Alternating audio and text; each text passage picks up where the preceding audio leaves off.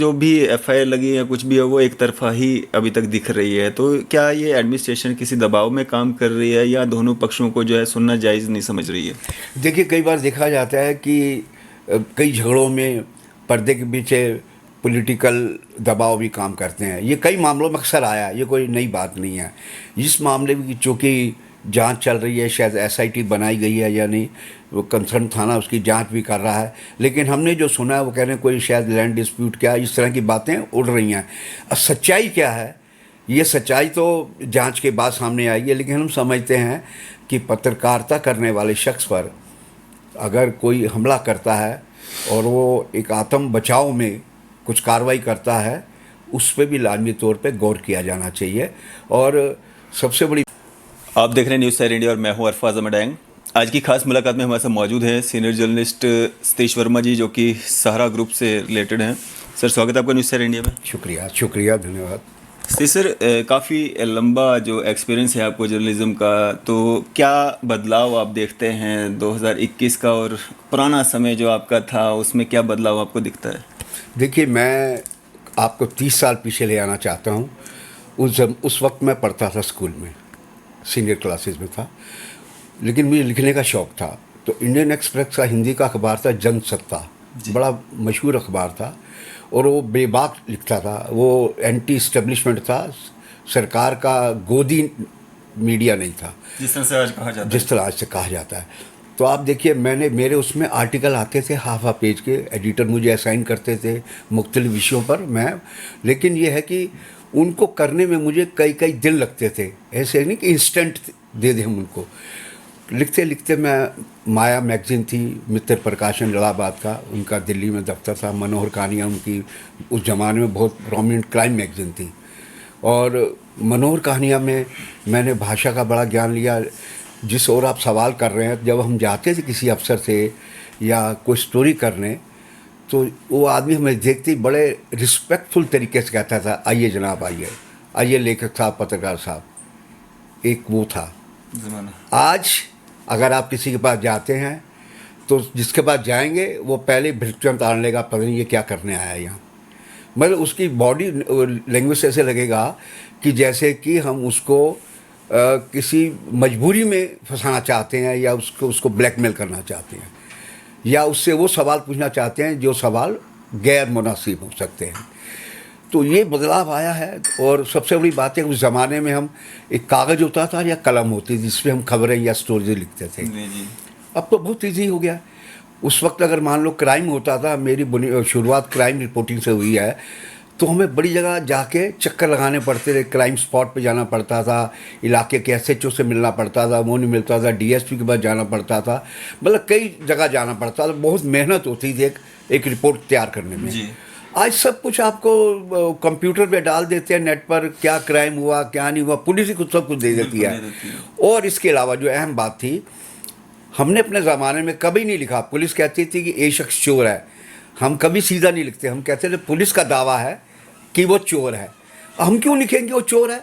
वो अदालत तय करेगी कि वो चोर है या नहीं है। पुलिस क्लेम कर रही है।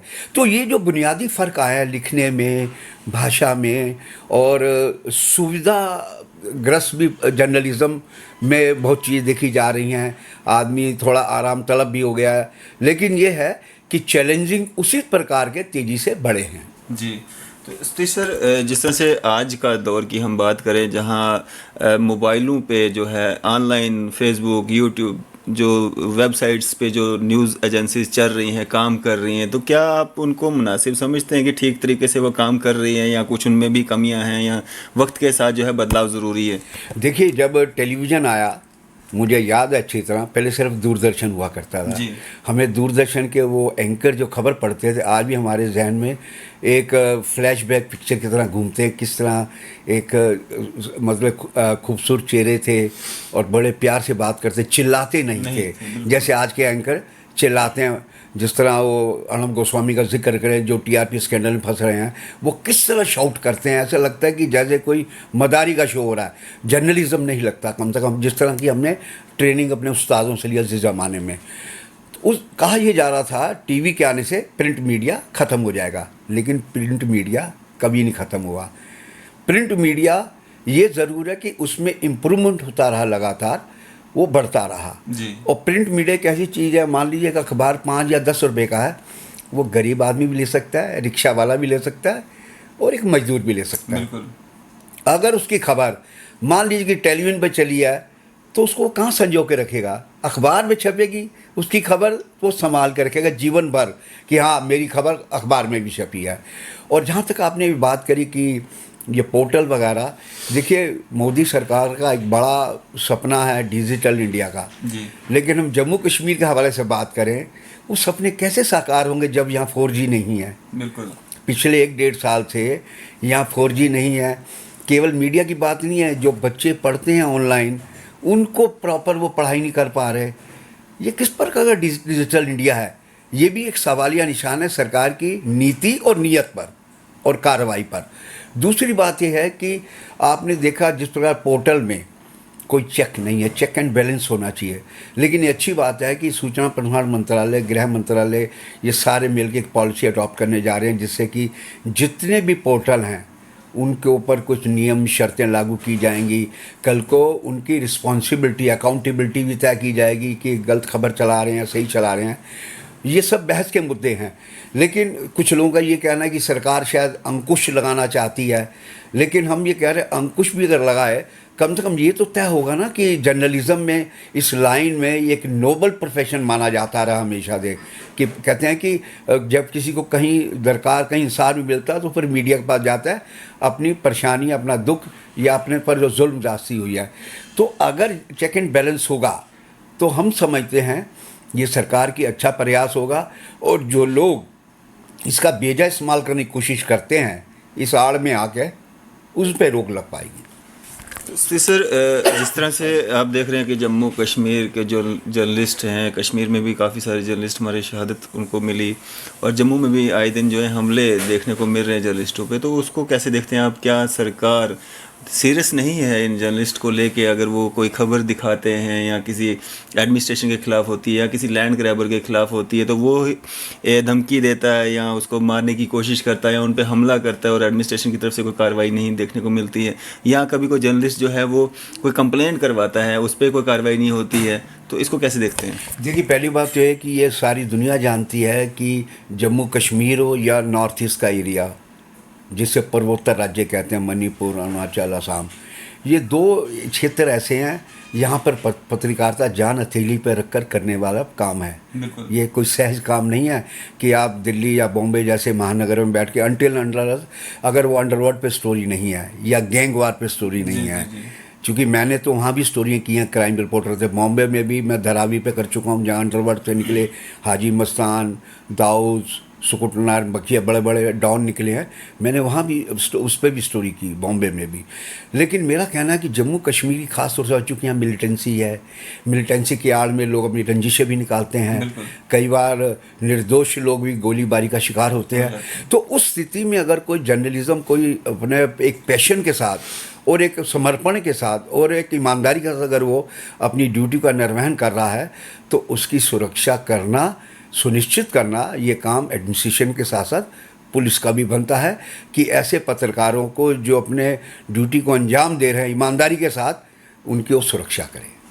सर, जिस तरह से अभी कुछ दिनों पहले एक पलोड़ा में एक वाक़या सामने आया था, तो उसको कैसे देखते हैं आप? जिस तरह से जिन पे हमला हुआ वो यंग जम्मू के एडिटर सोहन सिंह जी बताया जा रहा है कि उनके द्वारा ये कहा गया कि उन पे जो है हमला हुआ, 5-7 लोगों ने हमला किया और उनको अपने बचाव में जो है वो रिवॉल्वर, जिसका उनके पास लाइसेंस भी है, उससे उनको अपने बचाव के लिए वो यूज़ करना पड़ा।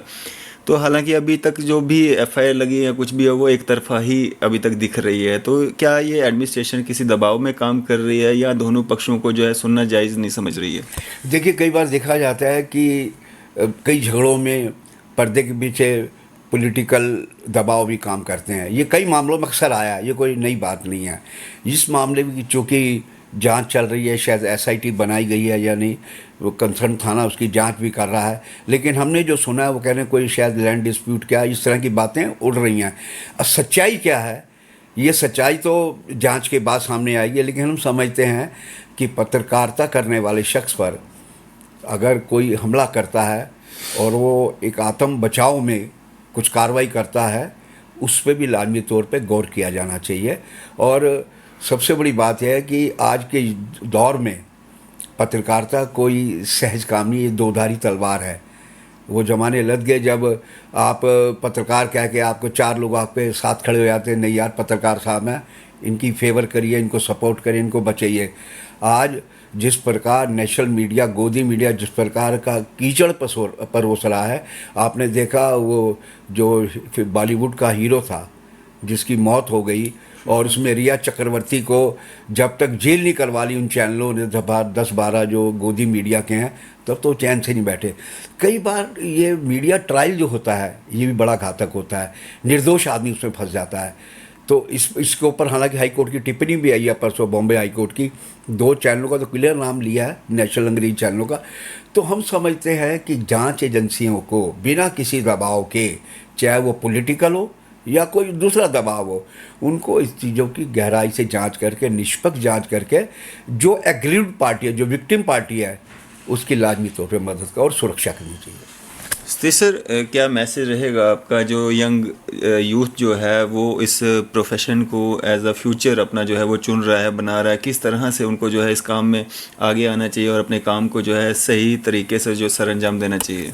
देखिए, पहली बात तो यह है कि मैं कुछ 4 साल 5 साल पहले वहाँ पालिका बाज़ार में टीवी में था, अपने सहारा में एक लाइव शो कर रहा था। तो कुछ Indian institute of mass communication के जो सबसे बड़ा पत्रकारिता का संस्थान है JNU में, उसको स्टूडेंट मेरे लाइव को सुन रहे थे, तो मेरे करीब आए, उन्होंने कहा सर ये है वो, तो पहले तो बताया नहीं वो कौन है।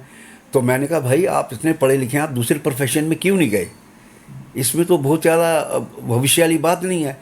लेकिन मैंने कहा मैं डिमोरलाइज नहीं कर रहा, लेकिन कमिटमेंट के साथ जब करेंगे तो अपनी पहचान भी बनाएंगे, अपनी साख भी बनाएंगे। तो मेरा मानना है कि आज जो पौध आ रही है, पहली बात तो यह है कि बिन उस्ताद के ज्ञान कहीं नहीं मिल सकता। आज क्या होता है, मेरे पास मोबाइल है, मेरा नाम है, मैंने अपने नाम के हिसाब से माइक ID बनवा ली, मुझे ABC नहीं आती, मैं पढ़ा लिखा नहीं, और मैं निकल गया पत्रकारिता करने।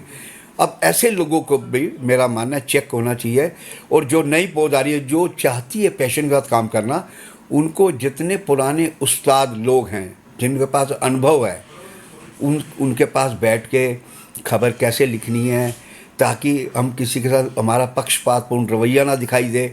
हम पुलिस अगर कह रही है कि ये शख्स चोर है, जो मैंने पहले बात कही, पुलिस की आंख बंद करके बात भी ना मानी जाए, कहा जाए कि पुलिस का दावा है, जो एक निष्पक्ष जर्नलिज्म की बात करता है। अगर आपको प्रशासन और दूसरी एजेंसी कहेंगी ये बदमाश है, आप उनके कहने पर आप भी अगर बदमाश को साबित कर देंगे, इसका मतलब तो आपने मीडिया ट्रायल कर दिया। कुछ चीज़ें अदालत के जिम्मे भी छोड़ देनी चाहिए, अदालत तय करे कि वो आदमी बदमाश था या नहीं था। और इसलिए मैं ज़रूरी समझता हूँ कि यहाँ जितने पत्रकार संगठन, खासतौर पर जम्मू कश्मीर की बात करें, चाहे वो किसी भी रूप में काम कर रहे हैं, ये उनकी भी जिम्मेदारी है कि नई पौध को किसी तरह से वर्कशॉप लगाएं, और उनके अंदर पुराने जो एक्सपीरियंस सीनियर जर्नलिस्ट हैं उनको बुलाकर उनके व्याख्यान कराएं कि आपको किस तरह आगे बढ़ना है, किस तरह खबर लिखनी है, ताकि ये ना पता चले कि आप किसी पक्ष के साथ फेवर कर रहे हैं।